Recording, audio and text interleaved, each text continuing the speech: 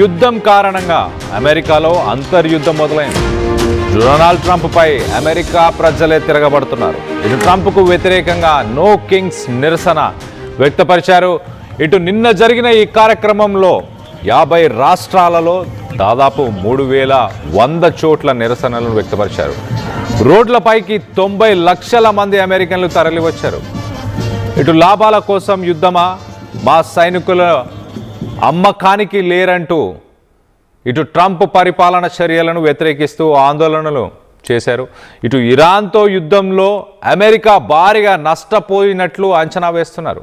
మరో పక్కన ఇటు ఫైటర్ జెట్స్తో పాటు గల్ఫ్లో అమెరికా స్థావరాలన్నీ కూడా ధ్వంసం అవడం, దానికి సంబంధించిన విజువల్స్ 90 లక్షల మంది 50 రాష్ట్రాలు అలాగే 15 దేశాలలో కూడా ఈ ఈవెంట్లో పాల్గొన్నారంటే అర్థం చేసుకోవచ్చు. నో కింగ్స్ అంటే రాజులు ఎవరు లేరు, అమెరికాకి నువ్వు రాజు కాదు, ఇది రాజులు రాజరికం ఆ దశ కాదు అంటూ కూడా ఈ ప్రజలు నిరసన వ్యక్తపరిచారు. దానికి సంబంధించిన విజువల్స్ని ఒక్కసారి మొదటగా చూద్దాం, దాని తర్వాత మరింత డీటెయిల్గా మాట్లాడుకునే ప్రయత్నం చేద్దాం.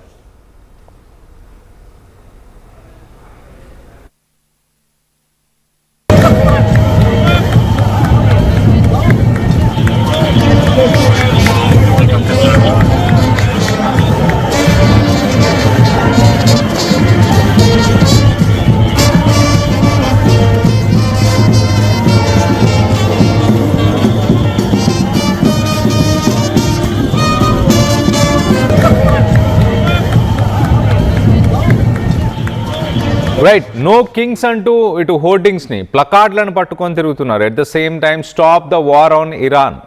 సో ఇరాన్ పైన చేస్తున్న యుద్ధం వల్ల నష్టపోతున్నారు ప్రజలు. ఇటు అమెరికాలో ఒక పక్కన నిత్యావసరాల ధరలు ఆకాశాన్ని అంటుతున్న సమయంలో ఇప్పుడు యుద్ధానికి వెళ్ళడం అవసరమా? యుద్ధం పైన ఇంత ఖర్చు చేయడం అవసరమా? ఒక రాజులాగా ఒక డిక్టేటర్ లాగా ట్రంప్ పనిచేస్తున్నాడంటూ ఇటు గతంలో 2025లో కూడా నో కింగ్స్ అనే ఈవెంట్ని అక్టోబర్లో కొనసాగించారు, అక్టోబర్లో కండక్ట్ చేశారు. అప్పుడు దాదాపు 70 లక్షల మంది అప్పుడు వచ్చారు.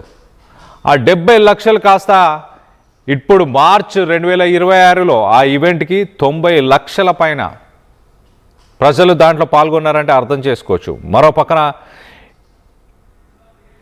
దాదాపు 3300 డిఫరెంట్ లొకేషన్స్ అమెరికా మొత్తంగా, ఈ అమెరికాలోని 50 స్టేట్స్లో 3300 లొకేషన్స్లో ఒక్కసారిగా అందరూ పాల్గొన్నారంటే అర్థం చేసుకోవచ్చు. దాంతోపాటు 15 దేశాలలో కూడా ఇలాంటి ప్రొటెస్ట్ నో కింగ్స్ ఈవెంట్కి సంబంధించిన ప్రొటెస్ట్ని కొనసాగించారు. ఇటు Paris, Berlin, Rome, Tokyo, Sydney అంటే జపాన్, ఆస్ట్రేలియా, అలాగే ఇటు ప్యారిస్, ఫ్రాన్స్ ఇలాంటి ఏరియాస్లో కూడా ఇలాంటి దేశాల్లో కూడా ప్రొటెస్ట్లను కొనసాగించారు. మరీ ముఖ్యంగా అమెరికాకు సంబంధించిన మనం చూస్తున్న విజువల్స్, అమెరికాకు సంబంధించిన వాషింగ్టన్ DC, న్యూయార్క్, చికాగో ఇలాంటి రాష్ట్రాలలో అత్యధికంగా ప్రజలు పాల్గొన్నట్టు తెలుస్తుంది. అలాగే ఈ ఫ్లాగ్షిప్కి సంబంధించిన ఈవెంట్ ఇటు మినసోటాలోని సెంట్ పాల్లో ఈ ఈవెంట్ జరిగింది. ఆ ఈవెంట్కి సంబంధించిన విజువల్స్ని మనం చూస్తున్నాం. దాదాపు 2 నుంచి 3 లక్షల మంది ప్రజలు అక్కడికి చేరుకున్నారు. ఈ ఈవెంట్లో ఇటు సెంట్ పాల్, మినసోటాలో జరిగిన ఈవెంట్లో కొంతమంది హై ప్రొఫైల్ వ్యక్తులు, ఇటు బ్రూస్ స్ప్రింగ్స్టీన్ అలాగే సెనేటర్ బెర్నీ శాండర్స్ వీరు కూడా పాల్గొన్నారు. మినసోటా అనేది ప్రస్తుతానికి ఈ నో కింగ్స్ ఈవెంట్కి ఒక ఫోకల్ పాయింట్ అని చెప్పొచ్చు. ఇక్కడి నుంచే మొత్తం ప్రపంచం మొత్తంలో ఈ ప్రొటెస్ట్లన్నీ కొనసాగించారు. ఇటు తీసుకుంటున్న ఐస్ ఆపరేషన్స్, ఇమిగ్రేషన్కి సంబంధించిన పోలీసులు చేస్తున్న చర్యలపైన, అలాగే ఇటు ఇరాన్ పైకి యుద్ధానికి వెళ్ళిన వాటిపైన వీళ్ళు ప్రొటెస్ట్ చేసినట్టు తెలుస్తుంది.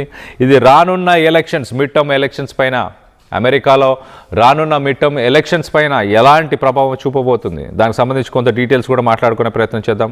మనం చూస్తే కనుక ఇటు రెడ్ స్టేట్స్ అలాగే సబబ్స్ అంటే ఇటు సిటీస్ పక్కన, సిటీస్కి బయట ఉన్న పరిసర ప్రాంతాలని సబబ్స్ అంటూ ఉంటారు. అంటే సిటీ అవుట్స్కట్స్ అని చెప్పొచ్చు. అవుట్స్కట్స్లో కొంత రూరల్ అర్బన్ పాపులేషన్ మిక్స్ అయి ఉంటుంది. అలాంటి సబబ్స్లో రూరల్ అర్బన్ పాపులేషన్ మిక్స్ అయి ఉన్న ఆ పాపులేషన్లో దాదాపు 40% ఈ ఈవెంట్స్లో పాల్గొనడం పెరిగిందంట. అక్టోబర్లో జరిగిన ఈవెంట్ కంటే ఈసారి 40% మంది పెరిగారంట, 40%. So high turnout is deeply conservative in deeply conservative states. కొన్ని రాష్ట్రాల్లో అయితే ఎక్కువ మంది పాల్గొన్నారంట. అది మరీ ముఖ్యంగా ఇటు మోంటనా, ఇదాహో, ఊతా ఇలాంటి రాష్ట్రాలు, ఇవి ఒక రకంగా వెస్ట్ ఆఫ్ అమెరికా అని చెప్పొచ్చు. కొంత కన్జర్వేటివ్ అంటే ఇలాంటి ఈవెంట్స్లో ఎప్పుడు పాల్గొనని ప్రజలు అని చెప్పొచ్చు. అలాంటి రాష్ట్రాల్లో ఉన్న వాళ్ళు, మరొకసారి ఆ రాష్ట్రాలు చెప్పే ప్రయత్నం చేస్తా, ఇదాహో, మోంటానా అండ్ ఊతా ఇలాంటి రాష్ట్రాలు.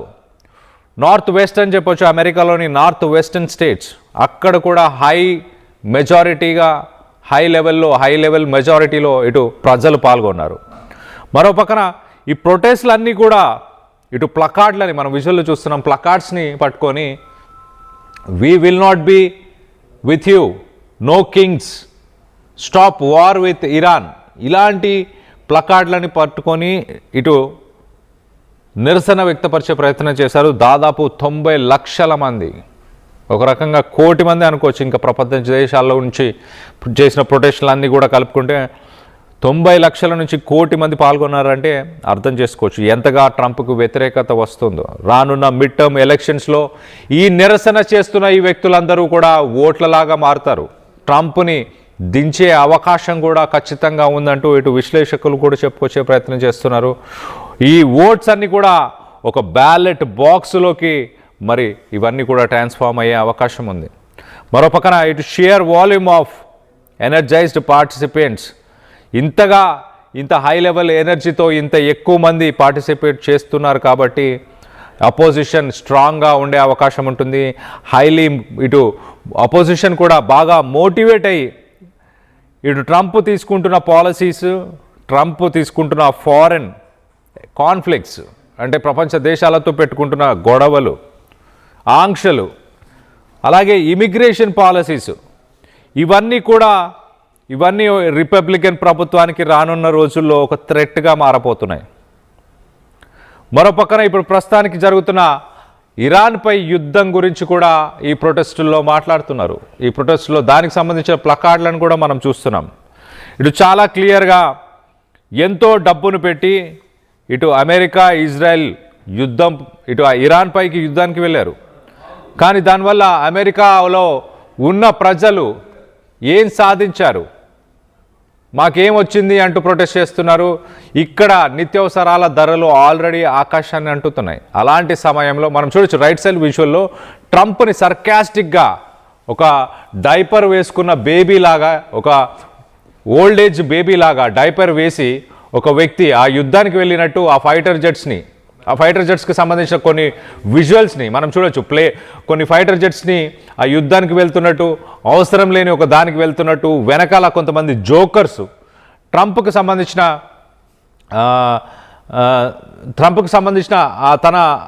తన వెనకాల ఒకసారి మనం చూస్తే ఒక 4-5 జోకర్స్ ట్రంప్తో పాటు ఉన్నట్టు. సో ఒక రకంగా ట్రంప్ అడ్వైజర్స్ని, అంటే ట్రంప్తో పాటు ఉన్న అడ్వైజర్స్ ఎవరైతే ఒక ఫ్రెండ్ బిజినెస్ మ్యాన్ తన అడ్వైజర్గా ఉన్నాడు. అతనికి ఏమాత్రం అవగాహన లేదు ప్రపంచం మీద కానీ, యుద్ధం మీద కానీ, రాజకీయం మీద, అలాగే ప్రభుత్వాన్ని ఎలా రన్ చేయాలనే ఎక్స్పీరియన్స్ కూడా లేని వ్యక్తులని ప్రస్తుతానికి ట్రంప్ తన పక్కన ఒక అడ్వైజర్గా తన ఫ్రెండ్ని, స్టీవ్ విట్కాఫ్ అనే తన ఫ్రెండ్ని పెట్టుకున్నాడు.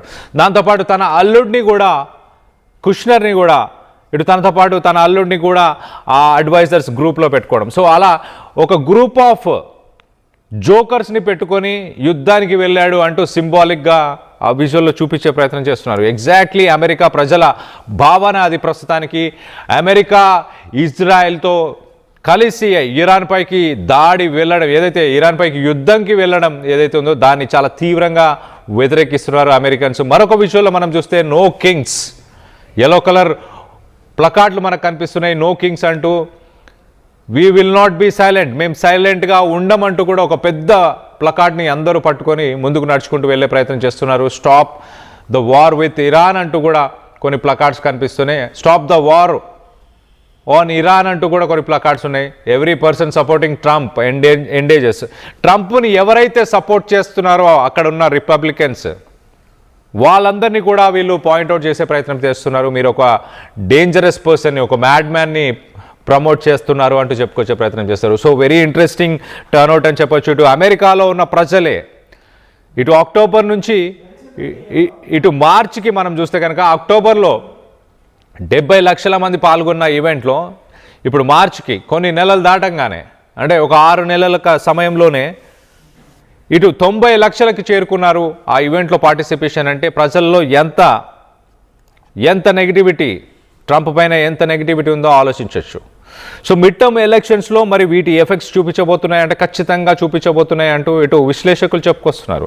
ఖచ్చితంగా ట్రంప్కి ఎగనెస్ట్గా ఈ మిడ్ టర్మ్ ఎలక్షన్స్లో ఖచ్చితంగా రిజల్ట్స్ రాబోతున్నాయా? దీనికి సంబంధించి మీరేమనుకుంటున్నారు? ఎవరైతే అమెరికా నుంచి వ్యూయర్స్ ఎవరైతే ఆర్టీవీ ఈ వీడియోని చూస్తున్నారో మీరు అక్కడ రియల్ టైమ్ సిచ్యువేషన్కి సంబంధించి ఎలా ఉంది? ట్రంప్ పైన నెగిటివిటీ స్ప్రెడ్ అవుతుందా? నెగిటివిటీ వస్తుందా? నిజంగా మిడ్ టర్మ్ ఎలక్షన్స్లో రిపబ్లికన్స్ దెబ్బతినే అవకాశం ఉందా? నిత్యావసరాల పరిస్థితులు ఎలా ఉన్నాయి? ధరలు ఎలా ఉన్నాయి? అక్కడ డైలీ ఎసెన్షియల్ నీడ్స్కి సంబంధించి ప్రైజెస్ ఎలా ఉన్నాయి? వాటికి సంబంధించిన డీటెయిల్స్ అన్నీ కూడా మీరు కామెంట్ రూపంలో అన్నీ మీ అభిప్రాయాలను కింద పొందుపరచవచ్చు. దీనికి సంబంధించి మీ అభిప్రాయాలు ఏంటనేది కింద కామెంట్ రూపంలో తెలియపరచండి.